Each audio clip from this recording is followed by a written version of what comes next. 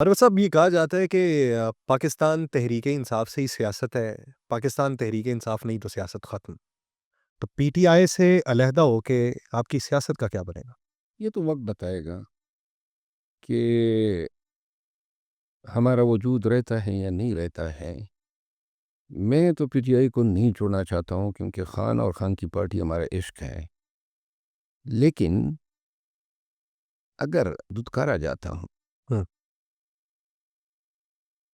تو میرا ارادہ جو ہے یہ نہیں ہے کہ کسی دوسری سیاسی پارٹی کو جوائن کر کے سیاست میں رہوں۔ میں نے سیاست میں نقصان ہی اٹھایا ہے، کوئی فائدہ نہیں ہے، نہ کوئی بتا سکتا ہے۔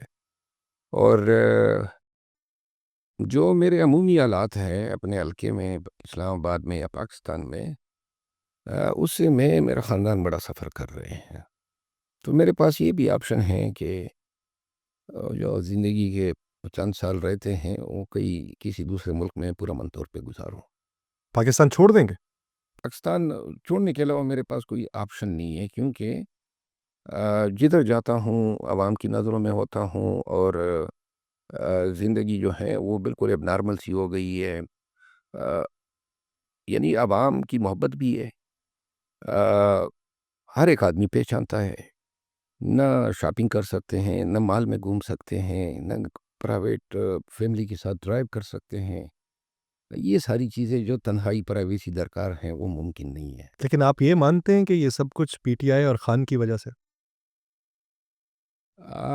میں اس سے انکار تو نہیں کروں گا کہ پی ٹی آئی کا فورم میرے پاس نہ ہوتا تو شاید یہ شناخت میری نہ ہوتی، لیکن میرے مقابلے میں اب پی ٹی آئی کے کسی بھی دوسرے لیڈر کو آپ لے آئے ہیں ہوں، تو کیا عوام میں اس کی یہ پوزیشن تو نہیں ہے، یہ قبولیت تو نہیں ہے۔ آ، کہنے کا مطلب یہ ہے کہ بے شک بنیادی وجہ پی ٹی آئی ہیں یا خان ہے، لیکن اس مقام جس پہ لوگوں نے مجھے یا تقدیر نے مجھے لا کھڑا کیا، یہ کبھی میرا نصب العین نہیں تھا، نہ مجھے پتہ تھا کہ ہم یہ کریں گے تو اس کا نتیجہ یہ ہوگا کہ پاکستان کا بچہ بچہ جانے گا۔ مروت صاحب اسی اگر اصول کے اوپر دیکھا جائے تو بہت سارے لوگ ایسے ہیں جن کو کھمبے کہا جاتا تھا، کھمبے کھڑے ہوئے ہیں۔ اب آپ کیا وہ جو خود ہیں وہ یہ اقرار کرتے ہیں کہ ہم تو یونین کونسل نہیں جیت سکتے تھے، خان کے نام پہ، پارٹی کے نام پہ ہم جیتے ہیں۔ تو اگر وہ ایک کھمبا نامعلوم شخص اتنا فیم لے گیا ہے تو پھر آپ کا تو اس حساب سے وہ پھر آپ کو تو ٹرپل کہ ایکس۔ میں نہ کم باتا نہ ہوں، البتہ میں یہ بھی نہیں کہہ سکتا ہوں کہ میں یونین کونسل، کیونکہ میں نے بارہا یونین کونسل جیتے ہیں، ہوں، لیکن مروت کی تاریخ گواہ ہے، ایک یونین کونسل نہیں کئی یونین کونسل جیتے ہیں۔ اور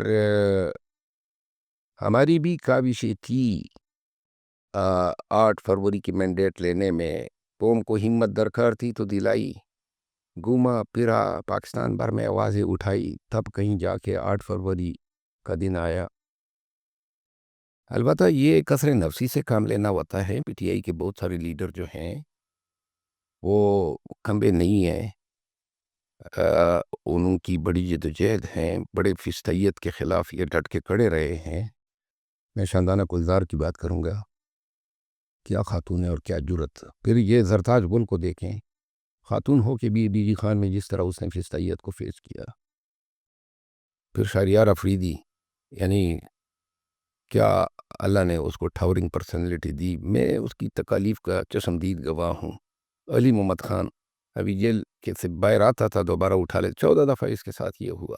یہ لوگ کھڑے رہے ڈٹ کے، ان کو کمبے کہیں گے، ان کو یہ کہیں گے کہ ان کے نام، ان کے کام، ان کی تاریخ، ان کی قربانیاں جو ہیں ان کی شناخت ہے۔ ایک سوال شاید مروت صاحب آپ سے کسی نے پوچھا یا نہیں پوچھا، آپ کے بارے میں جو اس وقت سوشل میڈیا کے اوپر پاکستان تحریک انصاف کا سوشل میڈیا چل رہا ہے، کہ یعنی آپ کے بارے میں یہی اب ایک بیانیہ اپنایا جا رہا ہے کہ جن لوگوں کے خلاف ہم کھڑے ہیں آپ انہی لوگوں کے نمائندہ بن کے پارٹی میں شامل ہوئے، اب اس طریقے کا نیریٹو وہ جو بنا رہے ہیں، اس سب کے باوجود کب تک خان کا ساتھ دیتے رہیں گے؟ جب 8 فروری گزر گیا تو تب ہم وہ ہو گئے، ہوں، 8 فروری تک تو ضرورت ہی۔ دیکھیے پی ٹی آئی میں بہت سے لوگوں نے کہا کہ آپ کو ٹیشو پیپر کی طرح پھینکیں گے، ہوں، تو میں کوئی کاز ہی نہیں ہے، میرا کوئی مقصد ہی نہیں ہے سیاست میں، تو میں تو وہ پشتو میں کہتے ہیں حلال چرگ، وہ مرغا حلال مرغ کی طرح ہے۔ باقی یہ سوال بڑا اہم کیا آپ نے کہ اگر پی ٹی آئی ٹرول کرتی رہے گی تو کب تک برداشت کروں گا؟ ایک حد تک برداشت کروں گا، جس دن برداشت ختم ہو گئی پھر اعلان جنگ کروں گا اور پھر بتاؤں گا کہ پٹھان کس طرح ٹکراتا ہے۔ وہ جنگ کس کے خلاف ہوگی؟ ہر خان کے؟ اس شخص اور ہر اس کمپوننٹ کے خلاف ہوگی جو مجھے اس پہ مجبور کرے گا۔ پھر اس وقت میں نقصان کو نہیں دیکھوں گا، اور میں اس پہ خان بھی ہو سکتا نہیں، خان نہیں، ہے، خان نہیں، خان بھی نہیں۔ خان کبھی نہیں۔ البتہ جب جنگ ہوگی تو نقصان تو پھر ہوگا، اور پی ٹی آئی کے ورکر کو کہنا چاہتا ہوں، نکال دیا، آپ بے توقیری سے ان لوگوں کو روک دیں۔ اگر یہ کرتے رہیں گے بے توقیری، کہیں ایسا نہ ہو کہ وہ لنکئی ڈادو۔ اور وہ ڈھا سکتے ہیں آپ؟ مجھے کس سے خوف ہے؟ کوئی مجھے ڈرا سکتا ہے؟ انہوں نے تو بیچ دیوار میں مجھے جو ہے چن دیا ہے، کیا چھوڑا ہے میرے پاس؟ آپ نے سوائے ایک نام کے باقی کوئی نام نہیں لیا ڈاکٹر نہیں لیا۔ شہباز گل کے علاوہ؟ شہباز گل گالیاں دیتا ہے، گندا آدمی ہے وہ، ایک شہباز گل نہیں، شہباز غل۔ آپ کہہ سکتے ہیں۔ نہیں، میں نہیں کہتا ہوں، پوری پی ٹی آئی اس کو کہتی ہے۔ بدتمیز آدمی، وہ سمجھتے ہیں کہ اس کی گالیوں کے آگے کوئی نہیں کھڑا ہو سکتا ہے۔ بہرحال اس پہ میں ولاگ کروں گا، تو لہٰذا اس آدمی کی اتنی اہمیت نہیں ہے کہ اور مزید اس کو ڈسکس کریں۔ علی امین گنڈا پور کے لہجے میں بدلاؤ دیکھنے میں آیا، تھوڑی سی نرمی آئی ہے، یعنی ابتدائی طور پہ جو کہا جاتا تھا کہ بطور وزیر اعلیٰ جس طریقے کا لہجہ ہونا چاہیے وہ نہیں ہے، وہ اب دکھائی دیتا ہے۔ اس تبدیلی کی وجہ کیا ہے؟ ان کے روابط جو وہ پہلے سے اب تک استعمال کر رہے ہیں، بطور پل کا کردار ادا کر رہے ہیں، یا کوئی یمین کی قربانیوں کو بھی اب گن لگ گئی ہے، نظر لگ گئی ہے۔ علی امین بھی اب اسی تقدیر کا شکار ہوا پڑا ہے جس کا میں وکٹم ہوں۔ وہی لوگ جو میرے پیچھے پڑے ہیں اب ان کے پیچھے پڑے، یہی شہباز گل اس کی حکومت پہ روزانہ ولاگ کرتا ہے، بدنام کرنے کی کوشش کر رہا ہے۔ کس کی اشارے پہ کر رہا ہے؟ میرے حوالے سے کس کی اشارے پہ یہ کام کر رہا تھا؟ یہ اتنے باضمیر ہیں، اتنے دانش مند ہیں کہ اپنے تئیں، اور ایک سال سے میں پی ٹی آئی میں تھا، پی ٹی آئی کا ایم تھا، یہ لوگ میرے خلاف جو ہیں روزانہ بکواس کرتے تھے، لغویات، الزامات، ختم لامتنائی سلسلہ تھا۔ لہٰذا جب آپ ایک بندے کو دیوار سے لگاتے تھے، اور علی امین خان جو ہیں